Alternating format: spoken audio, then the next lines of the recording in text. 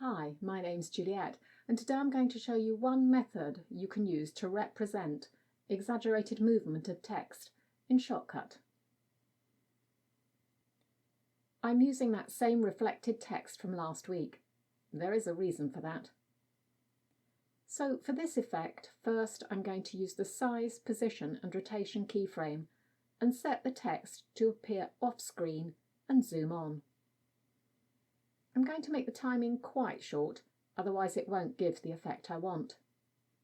Next, I'm going to add the trail filter. This gives you a trail of images of the item as it moves. This will look better in the rendered video. So here it is. Now that's a bit slow, so I'm going to halve the text movement time in the keyframe. Much better. But what about the reflection?